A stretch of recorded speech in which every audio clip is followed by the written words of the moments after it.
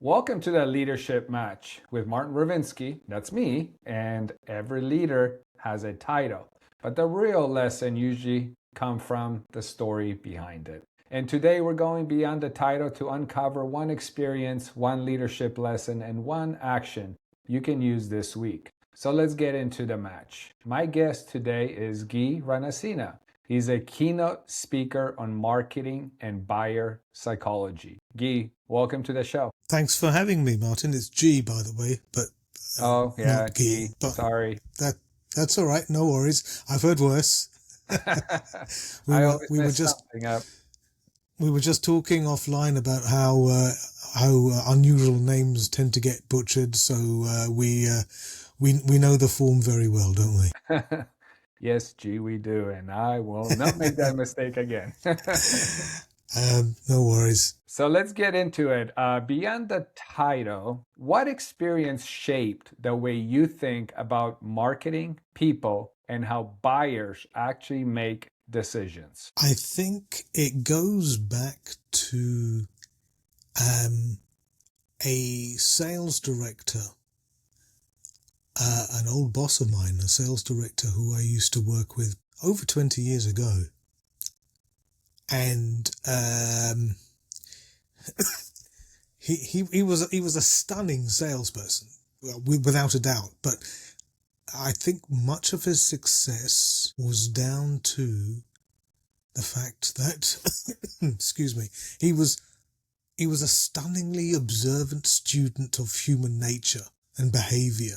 You know, he could read the temperature of a room better than anyone I've ever met, past or present. And so he, going out on calls with him, and helping develop the business in new areas and that sort of thing, I learned a lot. But one of the things that stuck with me and I still apply today is how he taught me how to plant seeds in a buyer's mind. And the object of that exercise is, rather than tell them something outright, right, which is often misinterpreted as sales spiel, right, or it could be sales spiel, right, but rather than say something outright, he'd tell them an incomplete story so that they would join the dots in their head themselves.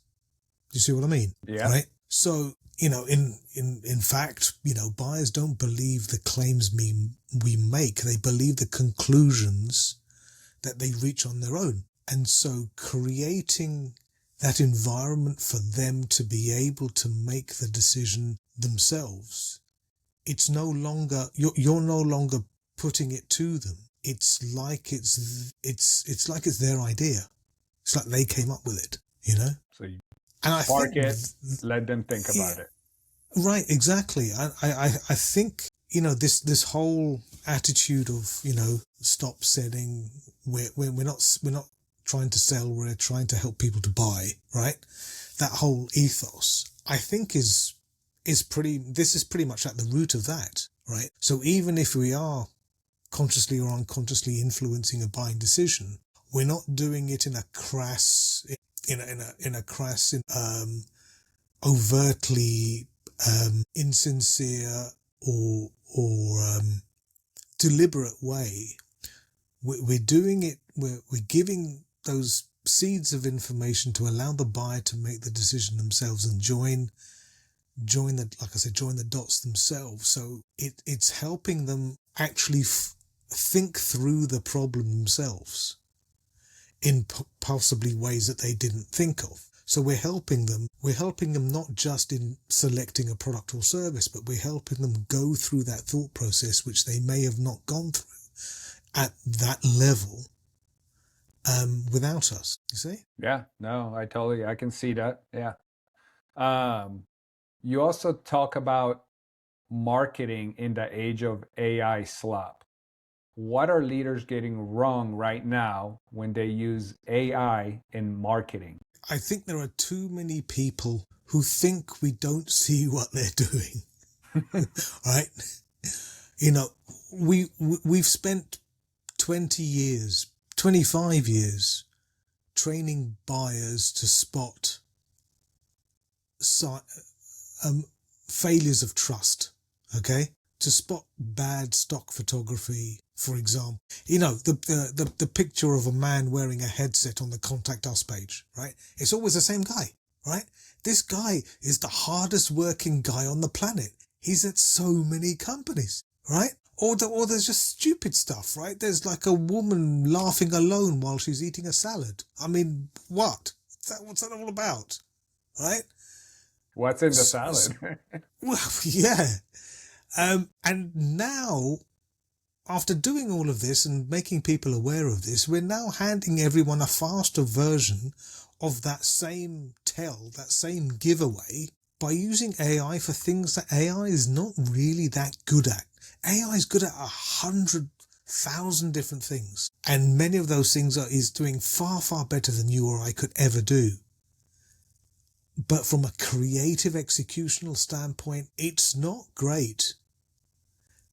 And we're trying to shoehorn it into that area of the business when it doesn't warrant it, you know? So, you know, the AI headshot where, you know, you've got that waxy looking skin, right? It's a giveaway. We all know it, okay? Or the paragraph that reads like every other AI paragraph because, well, yeah, it sounds like every other AI paragraph, right? We can smell it a mile off, all of these tells. So what is that saying to our prospects and our existing customers about us? It's saying we're lazy. It's saying we don't give a shit, isn't it? Right? It's giving the totally wrong impression, or hopefully the wrong impression, right? You know, most businesses, most leaders are using AI to get faster, but not better.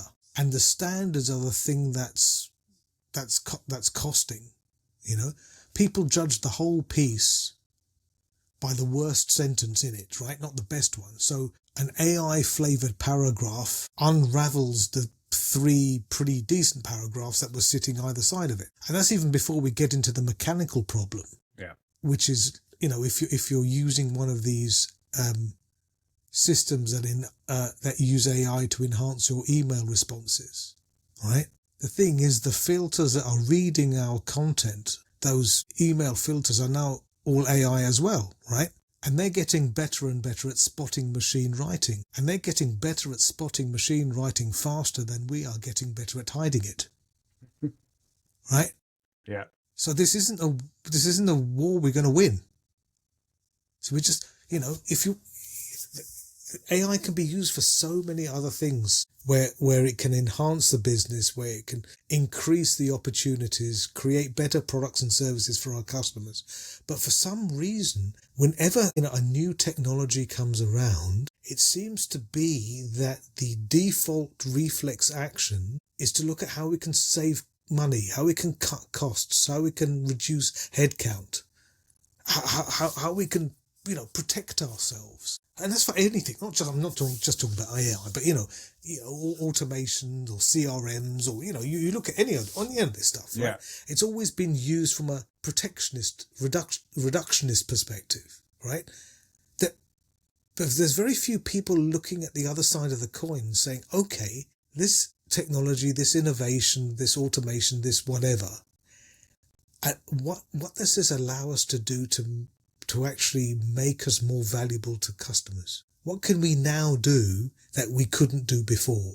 But we're not looking at it that way. We're just looking at it at, you know, how much fat we can cut out. So we're commoditizing ourselves to the bottom. And then we're going to turn around and say AI killed our business. No, it didn't. We did. Pointing the finger at what they were hoping would speed up their work instead of enhancing it. No, you know, there's 2 ways of looking at all of these things, isn't it? It's either a threat or it's an opportunity, right? So we should stop looking in just one direction, because it's a very deterministic type mindset to look at these things as being, okay, how many people can we get rid of us? And you know, this nonsense about losing headcount with AI. You look at every single case study where companies have said they've laid people off. It's all a crock. None of it adds up, right? Just as fast as people lay people off, they re-employ them because they realise all you're doing is creating errors quicker. And these people weren't just sort of sitting there using up oxygen. They were actually doing some, right? But because part of what their job is not documented somewhere, right? The job description doesn't go down to the nth level of the syllable of what everybody does, right? There's a ton of stuff that you get up to during a working day that isn't documented. You don't tell anybody about it. You just do it. And the bean counters, the finance people, the economists, the accountants, they don't see all of that. They just see, well, your job is this. So if we just take that specification of job out and give it to AI, then we don't need this person. It doesn't work. Good point. Yeah. So with that being said, what is one action a leader can take this week to make their marketing more human, more clear, and more effective? I would say take one piece of outbound marketing that you have, cold email, a homepage line, a slide from your deck, whatever it is, okay?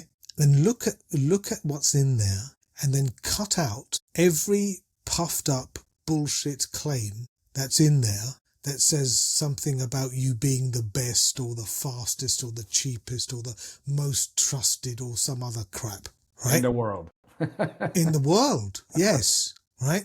And swap those bullshit claims for something else.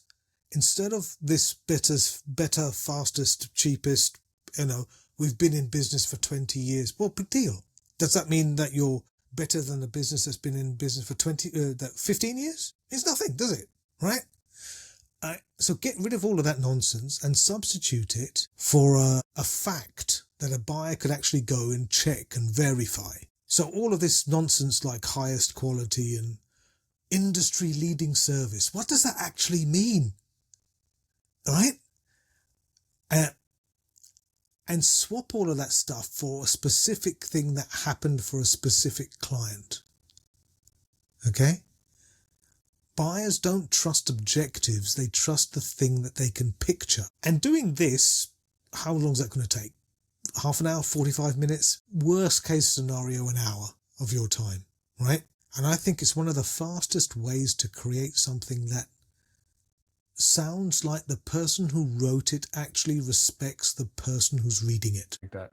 Well, there it is. There's the action. 1 hour this week. So love that. That's great.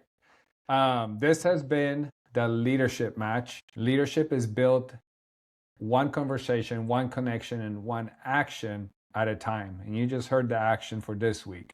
And if this conversation gave you one idea to act on, subscribe, share it with another leader, and I will see you in the next match. And G, thank you so much for coming on the show. Pleasure, Martin. Thanks for inviting. And we made it in 15 minutes. Hey, win-win. Thanks again.